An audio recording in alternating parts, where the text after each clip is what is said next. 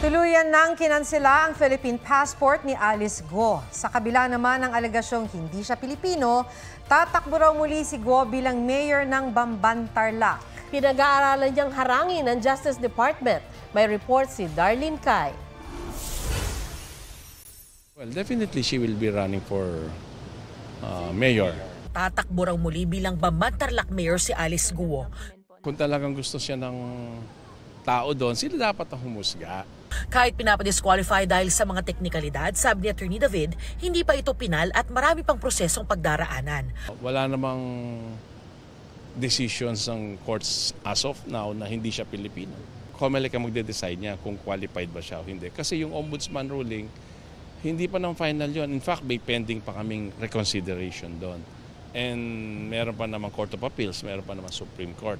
Ang COMELEC tatanggapin pa rin daw ang ihahaing Certificate of Candidacy ni Guo. Hanggat hindi convicted yung isang at tao, pwede siyang tumakbo kahit anong posisyon. Kapag yan po ay ministerial duty ng COMELEC dahil wala nga po kaming discretion. Kung sakali, posibleng makaharap ni Guo sina incumbent councilor at itinalagang acting mayor Eranio Timbang, si Tarlac ex-officio board member at barangay Anopo chairman Jose Joey Salting Jr. na naging mahigpit na kalaban ni Guo noong 2022 elections. Dating Bamban Mayor Jose Antonio Feliciano na sinundan ni Guo sa pwesto. Katandem ni Feliciano si suspended Bamban Vice Mayor Leonardo Ding Anunciacion na tatakbo para sa kanyang re-election. At ang dating councilor na si Rodolfo Rudy Escoto.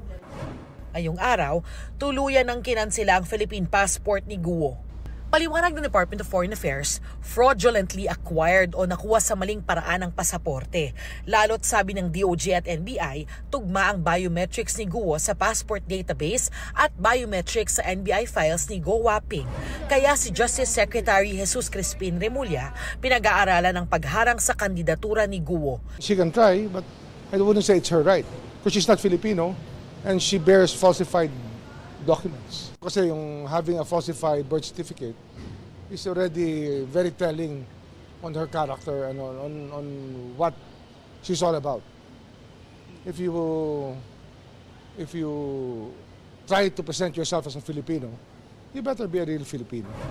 Tinawag namang ridiculous ni Senator Joel Villanueva kung papayagan pa rin tumakbo si Guo na hindi raw maitatanging isang pekeng Pilipino. Wala pang tugon ang kampo ni Guo tungkol dito.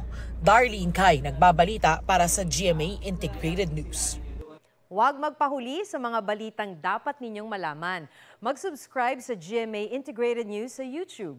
Sa mga kapuso abroad, subaybayan nyo kami sa GMA Pinoy TV at sa www.gmanews.tv.